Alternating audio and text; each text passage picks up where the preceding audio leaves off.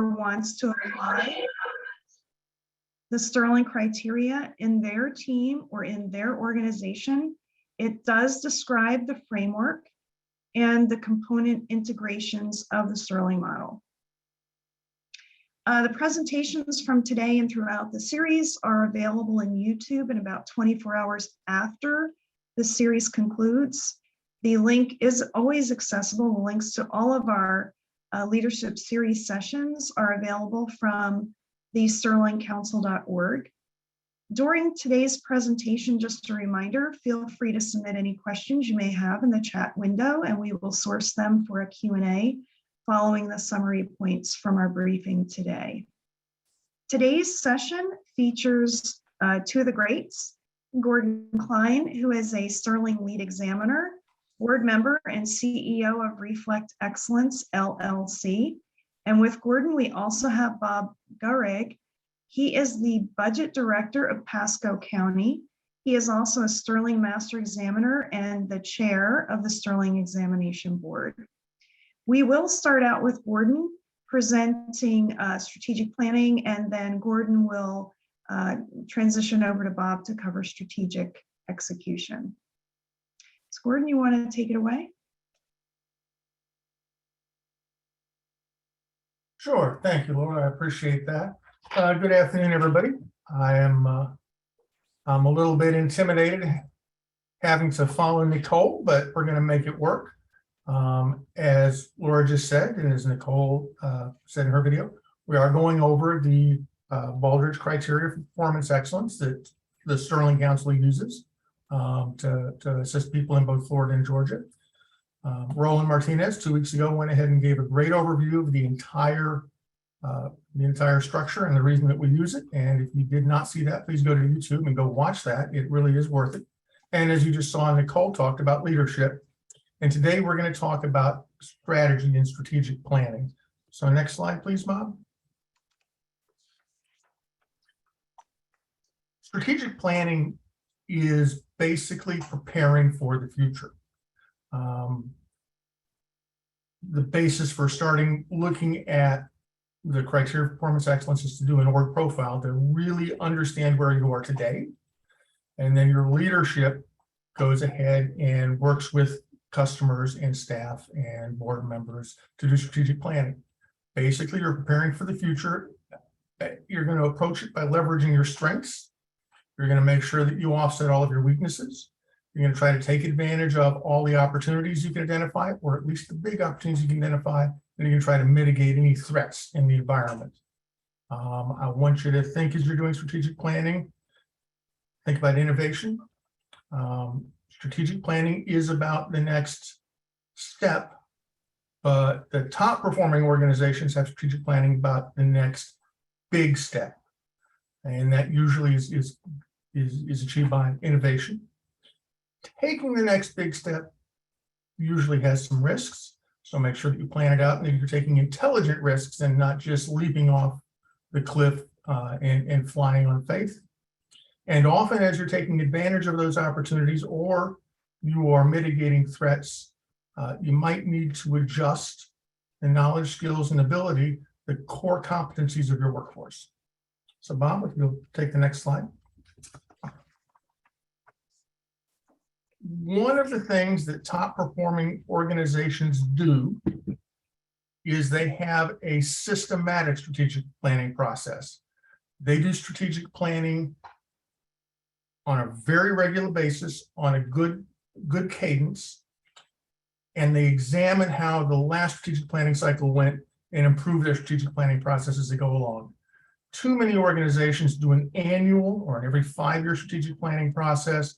They do an offsite for a few days, and then they just throw the results on a bookshelf or in a file somewhere. The typical steps for strategic planning include an environmental scan, and I'm going to stop here and talk about the environmental scan. The most common structure to use an environmental scan is the PESTLE model.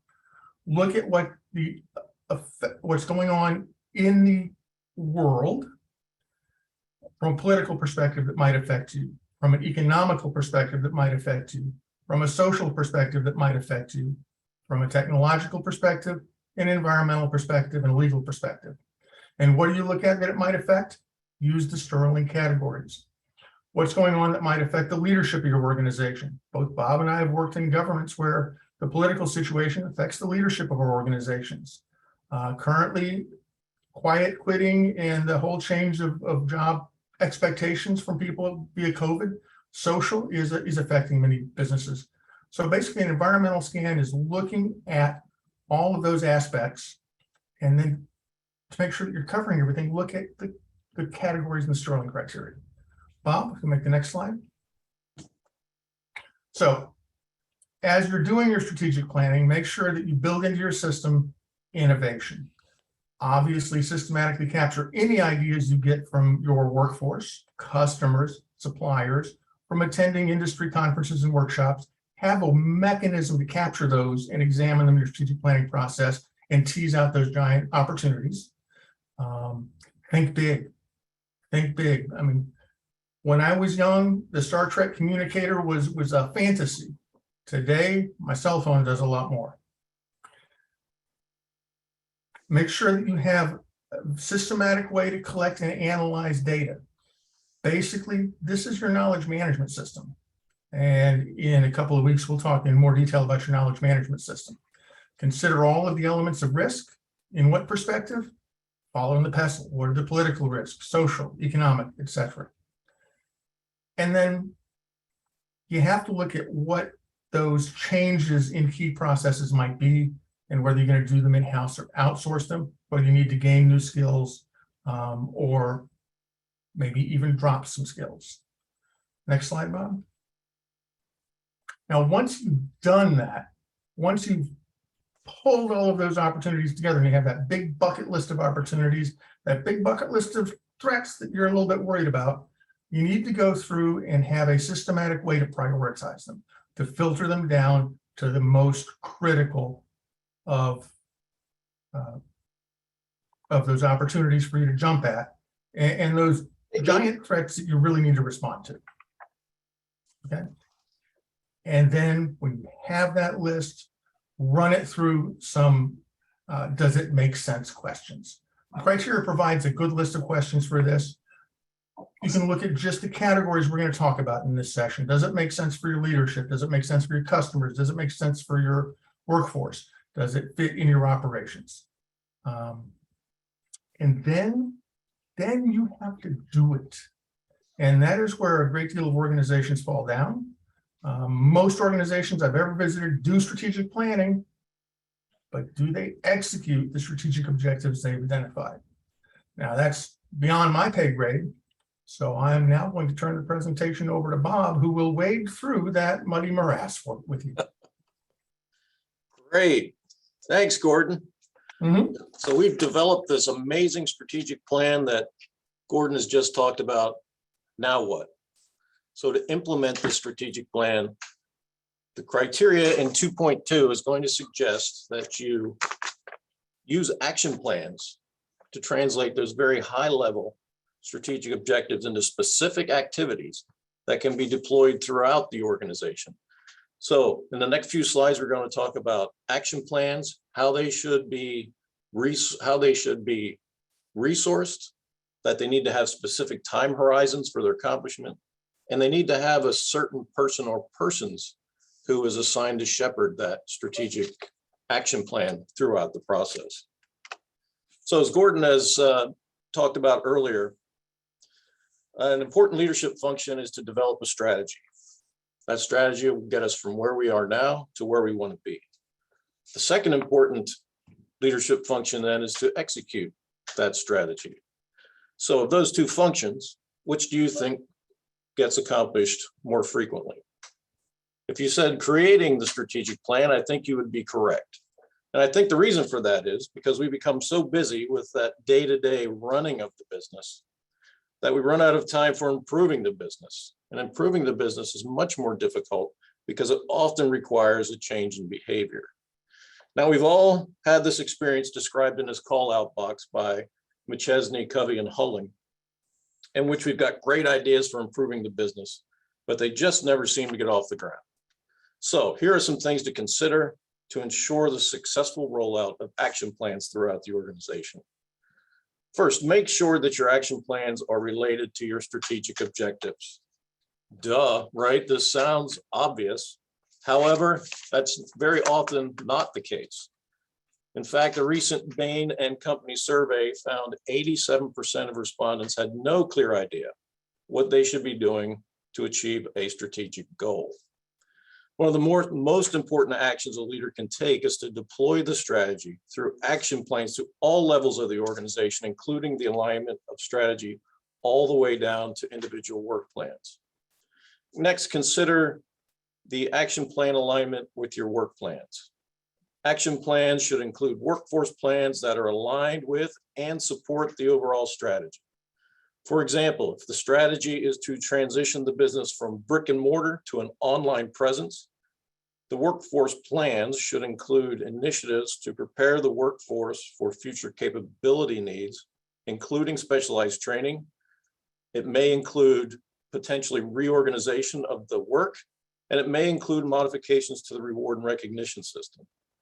Next, let's consider communication. Action plan implementation is the critical stage in planning. When we try to make strategic goals and objectives specific so you can effectively deploy them in an understandable way. Therefore, communicate, and when you're done with that, communicate some more. Don't miss the opportunity to let employees know exactly how their work impacts the organizational strategy. Another area that's often overlooked is the importance of your suppliers and partners in helping you achieve your vision. So communicating with suppliers and partners is also vital. Next, define short and longer term action plans. Short-term action plans are those that can be accomplished immediately, while there are others that might need more time to marinate. Sometimes long-term action plans build off the implementation of short-term action plans. So make sure that you consider the sequence of rolling out these action plans when you're coming up with your strategy. Next, for an action plan to be successful, you must have a methodology to adequately resource those plans. Those resources are not only financial and workforce, but they're also data and information. It's facilities and equipment. It's computers. It's a safe and accessible work environment that allows collaborative behavior. So if you think of it in this way, these action plans are a negotiation between the individual or team carrying it out and the organization. So the individual or team says, if I have these resources, I can accomplish these results. If I don't have these resources, then we have to negotiate what our results are going to be. Finally, it's important to not only have a performance measurement program to support action plan implementation, but it's also important to be able to analyze that data. We want to be able to track the achievement of and the effectiveness of our action plans. Have we achieved the vision and value, or the mission and values that we have said we're trying to achieve? Next, we want to ensure the financial resources are available to support the accomplishment of the action plans, while also being able to meet current obligations. And finally, we want to be able to project how our performance is going to change and how that's going to compare with the performance of our competitors. And then we want to be able to address that gap between our performance and our competitors' performance, and hopefully address that gap in the long term. So finally, a 2017 Harvard Business Review article revealed in a survey of 700 executives, only 8% were found to be good at both strategy and execution. Therefore, for our organization to be successful, we need our leaders to be good at both of those things. And with that, we'd be happy to take any questions that you might have. All right. Well, thank you so much, Gordon and Bob. Very, very insightful. In fact, you kept me busy taking my notes. I don't even know if I'll be able to get through all of my summary notes, but while I'm reading my summary notes, if anyone out there does happen to have a question for Gordon or Bob, please post it in the chat window and I'll pull it up from there. So let me go ahead and get ready with, get busy reading my summary notes. So Gordon, you started out and we learned that Sterling is a framework that can be used to ensure that the strategic planning process is systematic, repeatable, follows a cadence, is transparent, and most importantly, that it cascades through all levels within the organization. We can use SWOT, SWOT-T, or other tools to prepare a strategic plan.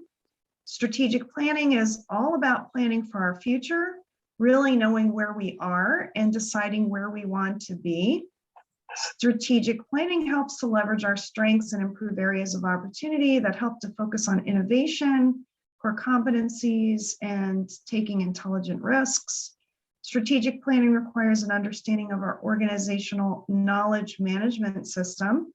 I love the fact that you covered the PESTEL process. Both you and Bob did cover PESTEL, and that's a great tool to use for environmental scanning. One of the things that you mentioned was considering the risks and impacts associated with your work, and including a sharp focus on a balance of that. Let's see, then you went over, Gordon, we went over some questions. I collected a mass of 6 questions and I'm going to reread those. Now we're going to morph into executing the strategic plan. And Bob, I love the facts that you threw out here. Not all of our leaders are good at both, right? Setting a strategic plan and executing. And it seems like executing against our strategic plan, really making the rubber meet the road and delivering is our biggest challenge. And one of the reasons for that, I love the fact you called this out, is often we run out of time. We run out of time in improving the business because we're so focused, we're heads down on the day-to-day. So the goal here, again, when we think about executing against our strategic plan, is to focus only on a handful of our key strategic initiatives and don't get distracted. Often we should focus on eliminating and not including, right? Let's set the stage and stay focused on that stage that we set.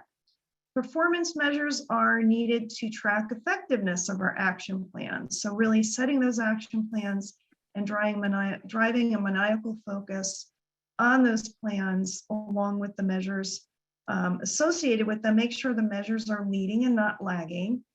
And then keep a compelling scorecard. That will help us to promote workforce engagement and create a cadence of accountability. Really important also to track performance in comparison to industry competitors. So with that, I am going to pose a question for both of you. Are there any tips or tricks for identifying when an organization may not be executing against the plan effectively and that they need to course correct? Do you have any tips or tricks that you can share with our participants today? Well, Bob can probably speak to this in more detail. But when you determine what your objectives are in the strategic planning process, you need to include how you're going to measure whether you're done or not. And then you need to set a cadence of regular review that makes sense with that objective to see if you're meeting that measurement you defined up front.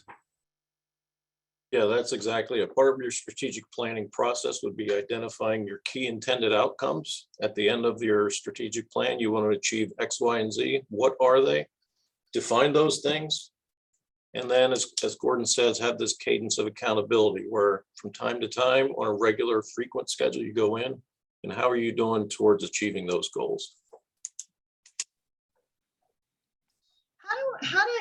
If I created a strategic plan, how would I know that it's a really good plan?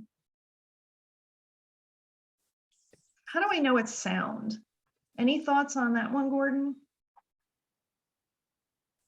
If you have done a thorough environmental scan and taken into account the advice, pro or con, from your leadership team, from your customers, from your suppliers, and most importantly, from your workforce where the rubber meets the road, and made a sound database decision that this is the objective I want to pursue, that's the best you can do.